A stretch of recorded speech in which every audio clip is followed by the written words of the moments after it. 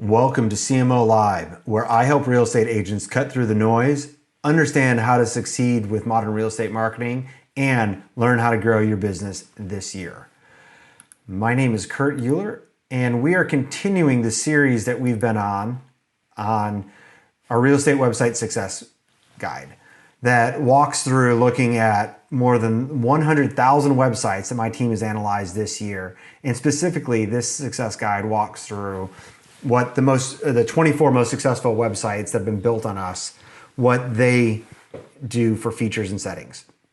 And we're going to walk through, starting in the next video, what the specific features and settings are and what you may want to set it to. But getting started, I mean, the workshops that I give, the agents that I speak to, our certified partners, the one thing that I find is it's really important to set up front what does success look like for you as an individual agent. And so it's one of the things that I know we all want to grow our business, and that's great, but that's kind of a lagging indicator. The leading indicators are things like, are you generating more leads? Are more people aware of your personal brand? What do your clients, past clients and potential clients think about you? What's your how many people are responding to you on social if that's a part of your business that you're working on? Those are all leading indicators. And so what I think it's really important to is for us to think about what does success look like? And so in some of my workshops, we walk through the details of that and actually help craft what individual success looks like based on people's experience. But in this quick video, I want to talk through 4 ways of tracking the success from your website. And what does that look like for you? Some of them overlap a little bit, but I think it's really important for us to look at them individually and maybe even then collectively at the end.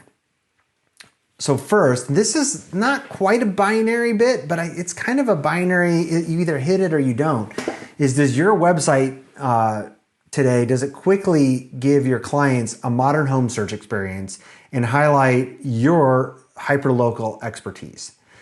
There was a time where 10 years ago, 12 years ago, it made sense to have just a simple business card website that somebody would go to just to confirm, yes, he or she is a realtor in my area, I want to work with them.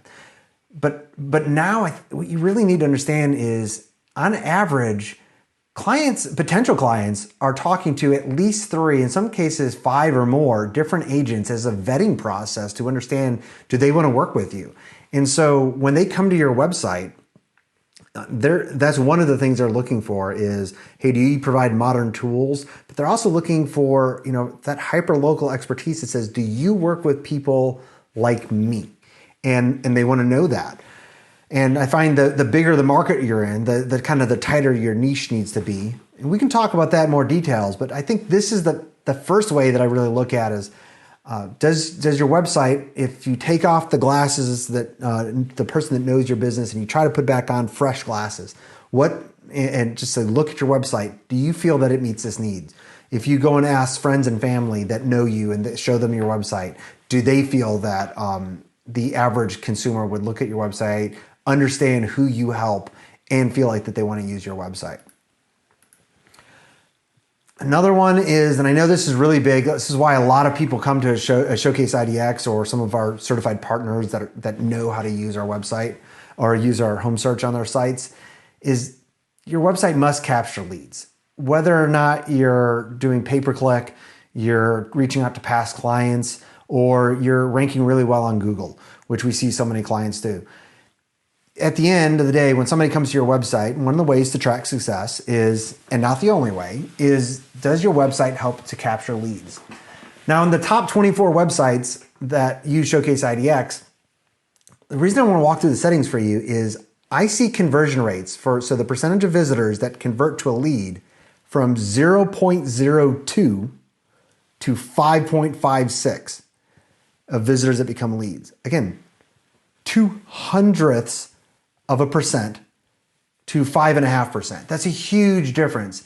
And in many cases, those rates are no different than simply checking a couple boxes in a setting or trying something different. So we're going to walk through that with you. But I don't fault those really successful websites of ours that have lower conversion rates because they may be focused on a different part of their business today. When I talk to agents that are super successful in their area, a lot of times I'll ask them like, hey, like, has your business always grown so well? And a lot of times they'll say no, like, I took a year or 2 years and did nothing but just try to improve my brand awareness. And people that were aware of me, they still sold homes and listed homes, but they may have just been focused on that brand awareness at that time. And that's a really good way to kind of track success as well. Third way that I think we should all look at is, I didn't even realize this until I helped the Made in America movement with a research study at the very beginning of this year that spoke to more than 125,000 consumers and actually sent them to different websites to find out what happened when they hit that website. And their team the team that actually did the research after I helped them set it up, they use this term leakage, where a lot of times the home searches that they sent them to and other parts of the website, they might have saw as high as 90% of consumers hit the website and go to Zillow. Wow. I mean, I couldn't even imagine spending $1,000, $5,000 on advertisements that are working, getting people to come to my website. And 90% of them are going to Zillow still because the website doesn't meet their needs. Even in the best cases, a lot of times that was like 50%. Now in Showcase, for the websites that use Showcase, the average was almost zero, especially comparatively. That's huge. So, as opposed to losing 90%, when the websites that were built well by one of our certified partners using Showcase IDX, we're retaining 90% of the clients or more, much more. That's a huge difference and something that really I do think you need to learn to track success this way for your business to grow. Google Analytics will show bounce rate, and that's important, but that's different than retaining the client so that they're not going and using a competitor's home search or somewhere where their contact and budget information are going to be shared with other agents. If they're your clients, if you've spoken with them at an open house, they've chose to come visit you, I want to make sure they're staying on your website. Now, fourth way that real estate websites, you can look at success is they must, in my opinion, they must drive organic traffic from search engines over the long term. Now, that doesn't mean that's going to happen day one, but over time, we see websites that are built well with us, doing community pages and following some of the things we'll talk about in this guide, and that members of our team will help you get set up with your website, is we see organic traffic increase, and that's huge. I mean, if I look at our top 24 websites, those sites drive between 4,300 sessions per month and 30,000 sessions per month. In some cases, a good bit more. That's organic traffic that's being driven. If I filter just by organic traffic and I take out any paper traffic or direct traffic or other things, 16 of our 24 most successful websites, just based on organic traffic, would still remain in the top 24. That's how important I feel that it is. So, really, when I help do consulting for real estate websites or coach agents on their business, I've learned that success is relative. And I've also learned that, unfortunately, most agents are not adequately investing in their marketing or their websites, not just for their organic traffic. So because of this, there's a huge opportunity for everyone at this stage.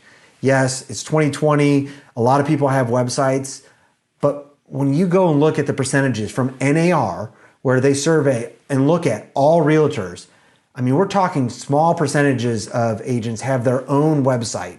More have a website or a subdomain that may have been provided from their broker, but the percentage of agents that have their own website is still relatively small.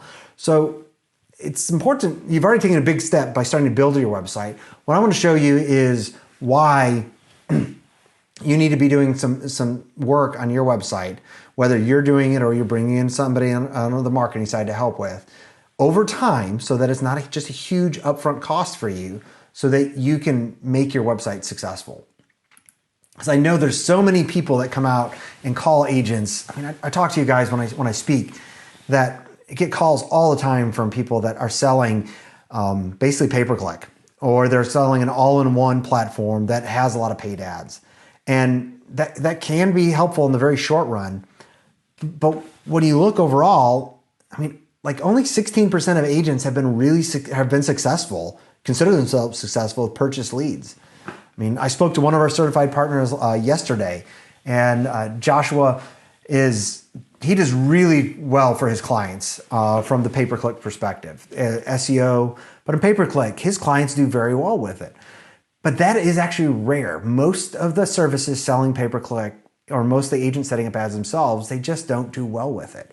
So you need to find ways to make sure your website is successful when you do invest in ads and for organic traffic.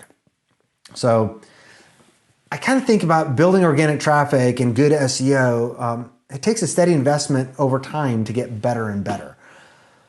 Yes, you kids can spend tens of thousands of dollars up front, or there's some things we can do over time that will get better and better. Because, I mean, think about it in terms of just that organic traffic bit.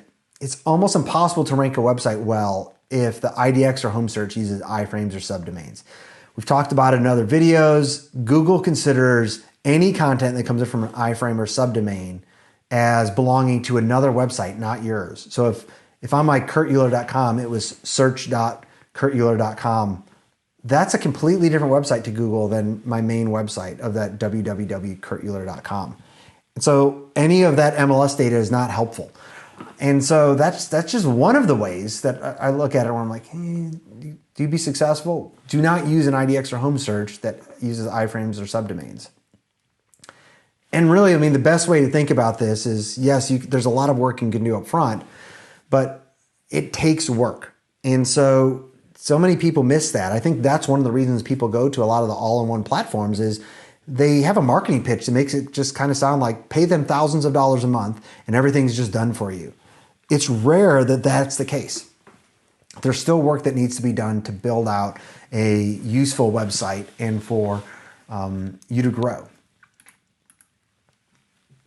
I mean, one way just to really think about that SEO, that search engine optimization specifically, and success in your website overall, I would say, is you need to think about them much more like compound interest, where it only gets better over time. There are things that we're going to talk about in the features when we dig into them, like building out community pages. Well, there is a place where more is better as long as they're of a certain quality, but it takes time for Google to recognize those. And it's one of those things where I would advise, kind of like paying off a mortgage on a house, it's better to it's spread over some amount of time. Not indefinitely, but we can show you how to do that. Because I want you to get results that look like this. And so how do we get Google to drive large amounts of organic traffic to you? From Facebook, what can that look like? So that if you do have campaigns on social, that that social traffic is converting to leads and growing your business. Yes, some people still use Bing. Personally, I do like it for a lot of searches as well. But those are things that we want to make sure that when you start getting results like this, we want to get you to that, but that you're successful in your business. So in the next video, we're going to start to dig into the features and settings used on the most successful websites built with Showcase and that we're able to look at data for. If you don't want to wait to the next video, that's fine. You can jump ahead. The Real Estate Website Success Guide is available for download on the website, free, and we'll be releasing it in a course for you to jump in as well. Until then, if you have any questions on what I've spoken about in this video, leave a comment on this video.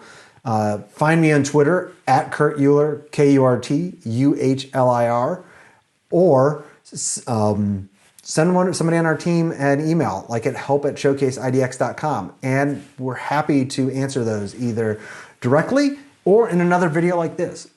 The most successful for us, meaning that you guys find benefit from it, topics that we have come from agents asking questions. So I want to know what questions that you have on building a modern marketing machine to grow your business this year.